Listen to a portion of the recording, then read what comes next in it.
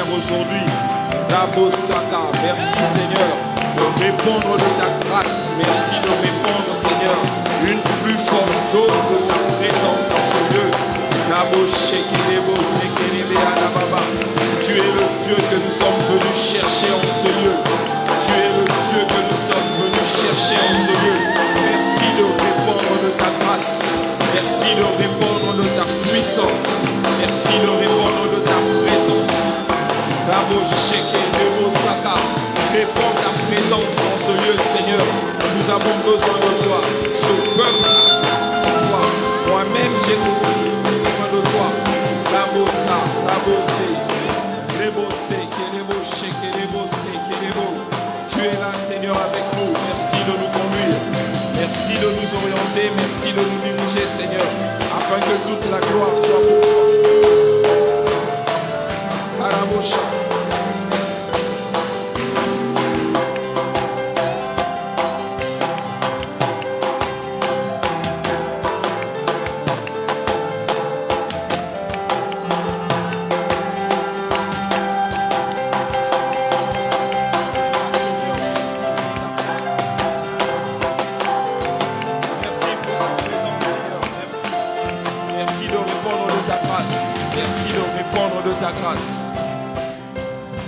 Père, que ton nom soit sanctifié, que ton règne vienne en ce lieu, Karabosha, que ton nom soit sanctifié, que ton règne vienne en ce lieu, Seigneur, Rabosekerebesa. Seigneur, nous bénissons ta présence, nous bénissons ta présence, nous exprimons, Seigneur, notre gratitude, Seigneur, en t'acclamant puisque tu es là avec nous en ce lieu. Raboshaka Rebosite Kerea.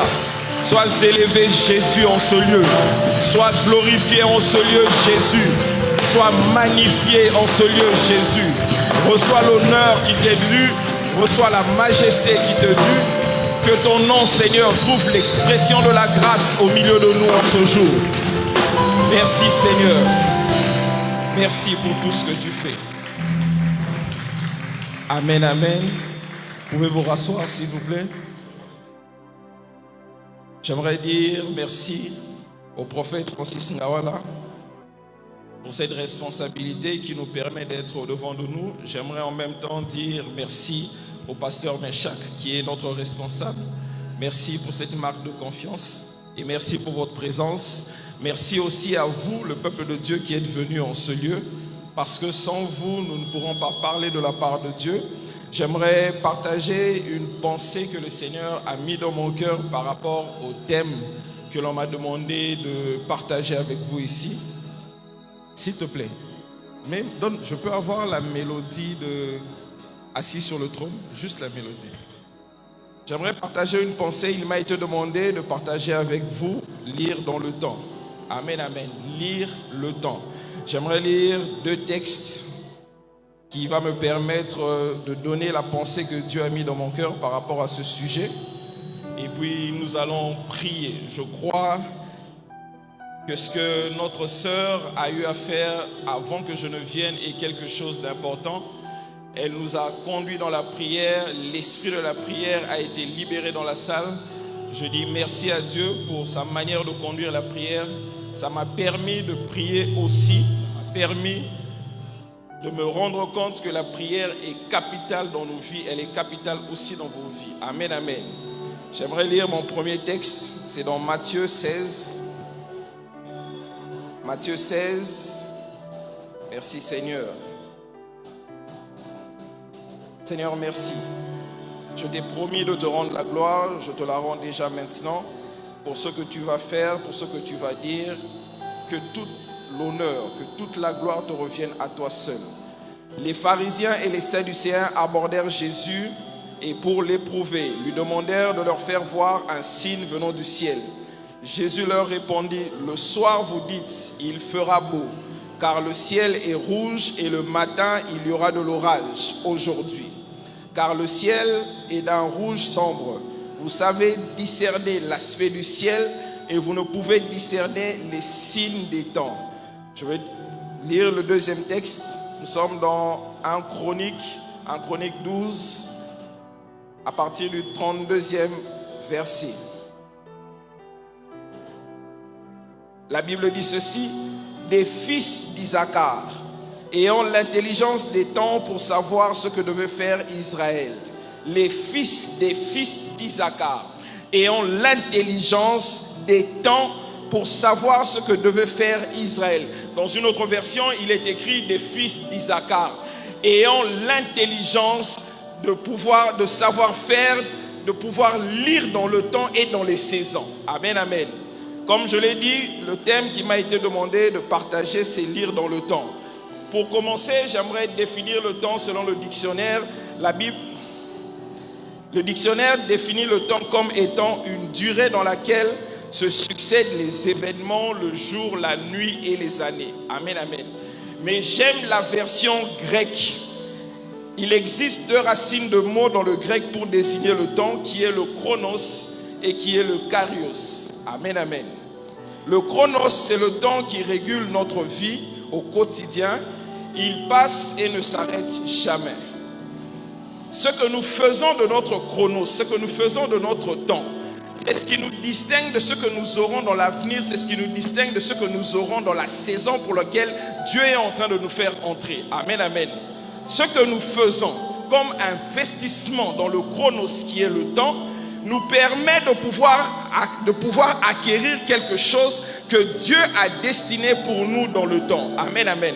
Je peux te donner un exemple. Tu pouvais lire dans Matthieu 2, le verset 7e. La Bible dit ceci. C'est Hérode qui est en train de parler, qui est en train de dire aux mages. Il essaie de savoir depuis combien de temps l'étoile était en train de briller. Il a eu l'information qui est venue des mages, qui lui ont dit: nous sommes venus adorer le roi. Et il leur pose la question de savoir: d'où connaissez-vous ce roi? Comment vous l'avez reconnu? Et les mages lui dirent: nous avons vu l'étoile briller. Comme pour dire, ils ont reconnu le chronos, ils ont reconnu un temps bien déterminé où l'étoile était en train de briller. Amen, amen. Ça, c'est la première explication. Le second que je suis en train de donner, c'est sur le chronos. Qu'est-ce que c'est le chronos? Le chronos est une saison bien déterminée pour laquelle Dieu fait entrer les hommes et les femmes pour qu'ils puissent acquérir. Si on peut m'aider avec le son du micro, ça me permettrait d'aller plus vite. Amen, amen. Je reprends ce que je disais. Le chronos est une saison ouverte que Dieu fait entrer un homme, une femme pour qu'il puisse acquérir quelque chose de bien déterminé. Amen, amen. Il est important, lorsque nous arrivons à la fin de l'année, chacun de nous a tendance à dire: cette année me sera favorable, cette année me sera particulière, cette année sera une année de succès, une année de couronnement. Amen, amen. Mais j'aimerais te faire savoir aujourd'hui que la chose la plus importante n'est pas simplement que tu puisses entrer dans une nouvelle année, mais la chose qui est primordiale, c'est de connaître dans quelle saison Dieu te fait entrer. Amen, amen. Les années passent, les saisons viennent, et c'est Dieu qui en est l'auteur. Amen, amen. Dieu ne vit pas dans le temps. Mais Dieu entre dans le temps pour introduire un homme, une femme dans une saison pour qu'il puisse manifester ce que Dieu a déposé dans sa vie. Et lorsque tu lis le texte de Matthieu 8 au verset 29e, tu te rends compte que les démons sont en train de dire à Christ, je te donne un exemple pour donner une différence entre le chronos et le kairos, et puis je vais rentrer dans mon message. Amen, amen. Les démons disent à Christ: es-tu venu nous troubler avant le temps? Il parlait du chronos, il parlait du kairos. Il savait qu'il y avait un temps déterminé où le Fils de Dieu devait venir pour les tourmenter, pour les chasser dans un langage plus simple. Amen, amen. Et ils lui disent: es-tu venu nous troubler avant le temps? On peut dire dans un autre, on peut changer la phrase en disant: es-tu venu nous troubler avant la saison? Amen, amen. Ce n'était pas la saison pour laquelle Christ devait chasser ces démons-là. Mais puisqu'il est arrivé à la saison, il a su comment chasser les démons. Et les démons ont reconnu que ce n'était pas la saison. Des fois, nous manquons la saison de ce que Dieu veut faire, tout simplement parce que nous n'avons pas le discernement. Amen, amen. Il chasse les démons.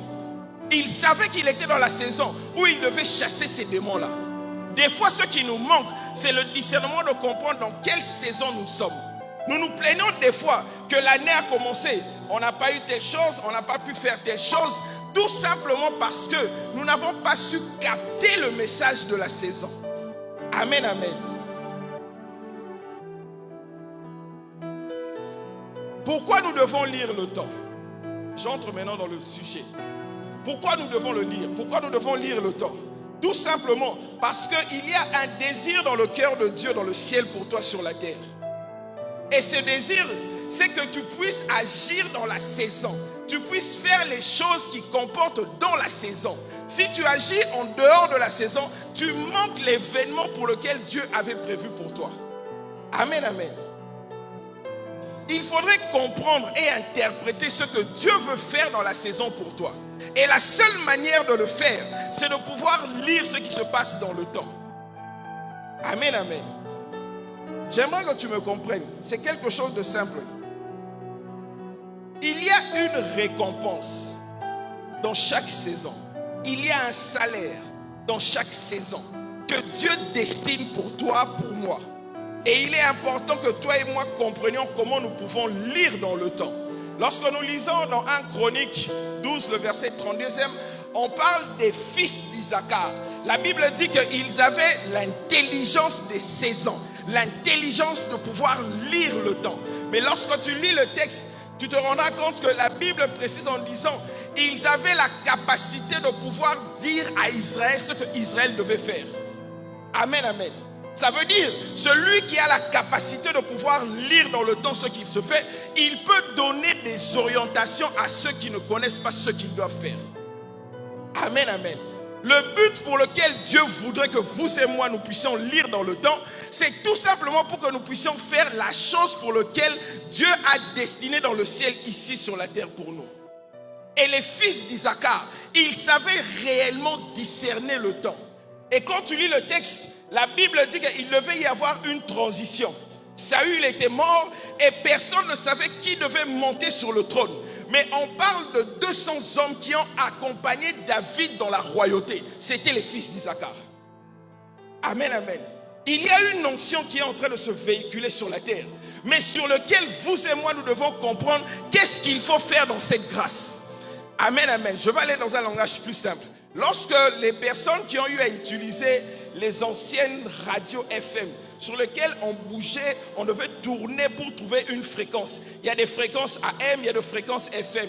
À chaque fois que tu te mets dans la fréquence de l'Esprit de Dieu, il y a des messages qui sont véhiculés. Et celui qui est capable de capter la fréquence peut savoir ce qu'il doit faire dans la saison. On ne peut pas agir dans une saison sans pour autant avoir le message de la saison. Il y a des gens qui prient pour le mariage et pourtant ce n'est pas la saison du mariage pour lui. Il y a des gens qui prient pour le travail, mais ce n'est pas la saison du travail. C'est parce qu'ils n'ont pas capté la fréquence. Or, le Saint-Esprit est là pour nous aider à capter la fréquence. Tu pries pour l'argent, or tu dois prier pour la guérison. Tu pries peut-être pour aller voyager, peut-être ce n'est pas la saison où tu dois voyager. Amen, amen. Il faudrait savoir quelle est la différence pour pouvoir agir dans la saison. Les années peuvent passer et la plupart des chrétiens disent mais l'année est finie, Dieu m'a donné des promesses, Dieu m'a fait des promesses, mais il n'a pas réalisé ce qu'il m'a dit. J'aimerais te dire, Dieu avait la capacité de réaliser ce qu'il t'a dit, mais c'est toi qui n'as pas compris ce que tu devais faire dans la saison. Amen, amen. La tribu d'Isaacar avait une particularité, celui de demeurer dans les tentes. Quand tu lis la prophétie de Jacob, qui est leur père, il dit, Isaacar demeure dans les tentes. Isaacar est dans les lieux paisibles dans les tentes. Pourquoi il devait demeurer dans les tentes? Parce que c'est dans les tentes qu'il devait recevoir la capacité de pouvoir interpréter les choses, interpréter le temps, lire dans le temps. Or, celui qui demeure dans les tentes est une personne qui observe, qui fait des recherches et qui médite. Il ne faisait qu'une seule chose, lire la Torah. Il ne faisait qu'une seule chose, méditer la Torah. Il ne faisait qu'une seule chose, interpréter ce qui était écrit dans la Bible. Mais vous et moi, nous passons plus le temps à la méditation de la parole de Dieu. Des choses, nous manquons souvent des choses parce que nous n'arrivons pas à capter la fréquence de ce que nous devons lire dans la parole de Dieu. Tu es en train de prier, tu es en train de demander à Dieu, Seigneur, ça tarde. Mais j'aimerais te dire, le temps ne s'écoule pas de la même manière dans la présence de Dieu. Je change même. Dans la présence de Dieu, il n'y a pas le temps. Dans la présence de Dieu, il y a la gloire. Mais la gloire impacte dans le temps pour que Dieu fasse quelque chose pour toi. Amen, amen. Or, nous devons lire dans le temps. Qu'est-ce qui se passe dans ce temps ici? Je suis arrivé à une vérité. J'assume ce que je dis. C'est qu'il est possible de pouvoir lire le temps tout au long de la semaine. Il est possible de lire mardi ce qui va se faire. Il est possible de lire mercredi ce qui va se faire. Il est possible de lire jeudi ce qui va se faire. Il est possible de lire le vendredi, le samedi, le dimanche ce qui va se faire dans la présence de Dieu. Mais ce qui nous embrouille des fois, c'est parce que nous ne voulons pas rester dans la présence de Dieu. Eux étaient en train de rester dans la présence de Dieu. Ils se sont focalisés à lire le temps. Et c'est la seule tribu en Israël qui avait cette capacité, cette intelligence de pouvoir lire dans le temps. Mais certainement tu me poseras la question comme quelqu'un me l'a posé. Est-ce qu'il est encore possible de pouvoir recevoir cette capacité? Je te dirais oui. Tu as tout simplement besoin de désirer et de croire que cela est possible. Il n'y a que le désir qui peut faire à ce que le Saint-Esprit ouvre cette voie au devant de toi. Seigneur, merci. Or, celui qui est capable de lire dans le temps est aussi capable de voir ce qui va se faire. La capacité de pouvoir lire dans le temps est associée à une sensibilité spirituelle. La capacité de pouvoir lire dans le temps est associée au discernement. La capacité à pouvoir lire dans le temps est associée aussi à l'observation. Tu ne peux pas observer quelque chose sans pour autant ressortir une lecture de ce que tu vois. La capacité de pouvoir lire dans le temps est associée aussi à la vision. Parce que tout ce que tu vois a un message dans le spirituel. Ils savaient quoi faire. Israël ne faisait rien sans pour autant consulter la tribu d'Issachar. Et ici sur terre, il y a des gens qui ont cette capacité. Ici, de lire ce qui va se faire dans l'année. De lire ce qui va se faire dans les mois qui viennent. Cela est possible. Tout ce que le Seigneur demande, c'est que nous puissions y croire. C'est que tu puisses y croire. C'est que tu puisses entrer dans ces choses. Lire dans le temps est l'une des choses les plus merveilleuses. Ça te permet de ne pas faire beaucoup d'erreurs dans ce que tu fais. Ça te permet de savoir qu'est-ce que Dieu veut pour toi. Il est même possible de lire dans le temps et de rester dans la volonté parfaite de Dieu. Des fois, lorsque nous entrons dans la volonté permissible de Dieu, c'est parce que nous n'arrivons pas à lire ce que Dieu est en train de faire. Oh, j'aime la présence de Dieu. J'aime lorsque Dieu fait des choses. J'aime lorsque Dieu ouvre les oreilles. Parce que les fréquences sont en train d'être régularisées. Je ne sais pas pourquoi je le dis, mais je sens dans mon esprit que le Saint-Esprit est en train de régulariser la fréquence de la destinée de quelqu'un pour que tu entendes le message de la saison. Je suis venu dire à quelqu'un, tu ne sortiras pas de cette saison sans pour autant avoir accompli ce que Dieu veut que tu fasses cette année ici. L'année n'est pas encore finie. L'année n'est pas encore terminée. Tout n'est pas encore fini pour toi. Si les démons ont pu dire à Christ,